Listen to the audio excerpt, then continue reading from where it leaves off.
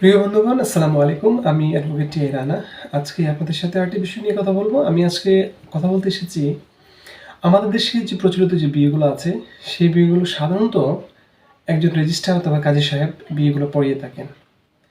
এরকম সিচুয়েশনে আপনার বিয়েটা যদি কোনো কারণে কাজী সাহেব ছাড়া অন্য কেউ পড়ায়, তাহলে আপনার কি হবে? এই বিয়েটার ভবিষ্যৎ কি? অর্থাৎ প্রশ্নটা হলো যে, কাজী সাহেব ছাড়া কি বিবাহ হয়? অথবা এই বিবাহের ভবিষ্যৎটা কি? আপনারা দেখবেন আমার ভিডিওটা, আমি ভিডিও শেষের দিকে আলোচনা করেছি যে আসলে এই ধরনের বিবাহের ক্ষেত্রে আপনার আইনগত যে পদক্ষেপগুলো, বিষয়গুলো, সেগুলো আপনার জন্য কি আপনার পক্ষে আসবে, কি আপনার বিপক্ষে আসবে, এবং এটা কতটুকু বৈধ, কতটুকু অবৈধ, আপনার কতটুকু রাইটস রয়েছে এবং কতটুকু রাইটটাকে আপনার ডিনাই করতেছে, এই বিষয়গুলো নিয়ে আমি বিস্তারিত আলোচনা করেছি আজকের এই ভিডিওতে।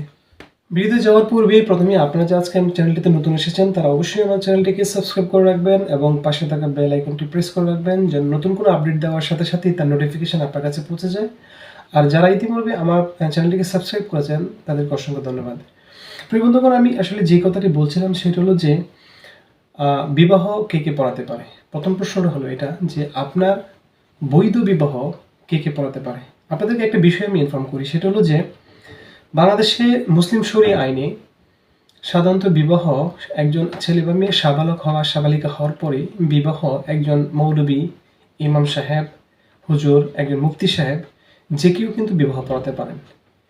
অর্থাৎ সাবালিকা শরিয়া আইন অনুসারে সাবালিকা হওয়ার সাথে সাথেই একজন মুফতি সাহেব, একজন মৌলবী সাহেব, একজন ইমাম সাহেব, তারা কিন্তু চাইলে যে কোনো এ ধরনের বিবাহ পড়াতে পারেন। যেমন সাধারণত পৃথিবীর বিভিন্ন দেশে কিন্তু মসজিদে যে বিয়ে আছে, সাক্ষী থাকলে মসজিদে যে বিবাহ, এটা কিন্তু বৈধ। এখন প্রশ্ন হলো যে, আপনার বিয়েটা একজন রেজিস্টার করালেন না, যেহেতু রেজিস্ট্রার সাহেব আপনার বিবাহটা করালেন না, তাহলে আপনার এই বিবাহটার ভবিষ্যৎটা কি হলো? মূলত আসলে যে বিষয়টি সেটা হলো যে, বাংলাদেশে মুসলিম শরিয়া যে আইনটি রয়েছে 1974 সালের মুসলিম বিবাহ তালাক যে লটি রয়েছে, সেই ল অনুসারে পরবর্তী সময় এটা অ্যামেন্ডমেন্ট করে 2009 সালের বিবাহ তালাক ও নিবন্ধন বিধিমালা আইন, যেটা দিয়ে এখন বর্তমানে বিবাহ রেজিস্ট্রেশন করা হয়, সেই আইনটা করা হয়েছে। আসলে বেসিক বিষয়টা কি? বেসিক বিষয়টা হলো যে, যদি কারোর মাধ্যমে ছেলে বা মেয়ের সাথে বিবাহ হয়, বিবাহ হওয়ার পরে প্রথম যে বাধ্যবাধকতা সেটা হলো যে, যখন বিয়েটা হবে, নিয়ম হলো যে সেই বিয়ে হওয়ার সাথে সাথে রেজিস্ট্রেশনটা করে ফেলা। এখন কোনো কারণে যদি আপনি বিয়ে রেজিস্ট্রেশন করতে পারলেন না, তাহলে কি করবেন? তাহলে পরবর্তী সময়ে 30 দিনের মধ্যে যে কোনো সময় আপনি একজন রেজিস্ট্রারের কাছে যাবেন, যে আপনি সেই বিবাহটা রেজিস্ট্রেশন করে নেবেন। আপনারা একটা বিষয় অবশ্যই মাথায় রাখবেন যে, আসলে এই বিবাহটা রেজিস্ট্রেশন করার দায়িত্বটা কার? এটা কিন্তু একটা গুরুত্বপূর্ণ বিষয় যে, আসলে রেজিস্ট্রেশনটা কে করবে? ছেলে করবে না মেয়ে করবে? সাধারণত যেটা হয় সেটা হলো যে, রেজিস্ট্রেশন করার দায়িত্বটা কিন্তু ছেলের উপর বর্তায়। বাংলাদেশের মুসলিম বিবাহ নিবন্ধন বিধিমালার যে রুলসটা রয়েছে, সেই রুলস হচ্ছে যে, একজন প্রাপ্তবয়স্ক ছেলে এবং মেয়ে বিবাহ করলে সেই বিবাহটা রেজিস্ট্রেশন করা, এটা কিন্তু বাধ্যতামূলক হয়ে যায় ছেলের উপরে, অর্থাৎ ছেলের উপরে এই দায়িত্বটা বর্তায়। এখন প্রশ্ন হলো, যদি কোনো কারণে ছেলে এই রেজিস্ট্রেশনটা না করে, তাহলে আইন কি বলে? রেজিস্ট্রেশন যদি না করে, তাহলে ছেলের কিন্তু আপনার 2 বছরের বিনাশ্রম কারাদণ্ড এবং 4,000 টাকা মিনিমাম, 3 থেকে 4,000 টাকার কিন্তু জরিমানার একটা বিধানও রয়েছে। তাহলে আমরা একটা জিনিস জানলাম, সেটা হলো যে, রেজিস্ট্রেশনের যে বিধানটা, এই বিধানটা কিন্তু পরিপূর্ণভাবে বর্তিতেছে হলো ছেলের উপর, এবং সেই রেজিস্ট্রেশনটা অবশ্যই করতে হবে। আপনারা যদি কোনো কারণে রেজিস্ট্রার অফিস বা কাজী অফিস ছাড়াও যদি আপনারা বিয়ে করেন, বিয়ে করার পরে আপনারা অবশ্যই সেই রেজিস্ট্রেশনটা পরবর্তী 30 দিনের মধ্যে আপনি সেই রেজিস্ট্রেশনটা করে ফেলবেন। আরেকটা বিষয় হলো যে, প্রকৃত অর্থে দেখা যায়, এটা ইতিপূর্বে অনেক কেস থেকে এরকম অভিজ্ঞতা এসেছে যে, একটা সময় ছিল যখন রেজিস্ট্রেশন হতো না। কোনো একটা সময়ে শুধুমাত্র অভিভাবকরা যেটা করতেন যে, এখন থেকে 40 বছর আগে যদি ইতিহাস আমরা দেখি, তাহলে দেখা যেত যে অভিভাবকরা হুজুর এনে বা একজনকে এনে বিয়ে করিয়ে দিয়েছেন, সেখানে কোনো রেজিস্ট্রেশন নাই, কোনো কিছু নাই, এত নিয়ম কানুনের বালাইও ছিল না। পরবর্তী সময় দেখা গেছে যে 40 বছর পরে ওই যে দম্পতি ছিল, সেই দম্পতি থেকে ছেলে মেয়েরা বিদেশে গিয়েছে, এখন তার বাবা মাকে নিতে চাচ্ছে। সেই ক্ষেত্রে ইমিগ্রেশন অথবা বিদেশি ডিপ্লোম্যাটিক যে এরিয়াগুলো রয়েছে, তারা তখন ওই বাবা মায়ের যে বিবাহের ডকুমেন্টটা সেটা চায়। এখন এখানে আরেকটি গুরুত্বপূর্ণ বিষয় রয়েছে যে, আপনি বিবাহের 20 বছর পর আপনি কি আপনার বিবাহের ডকুমেন্ট রেজিস্ট্রেশন করতে পারবেন?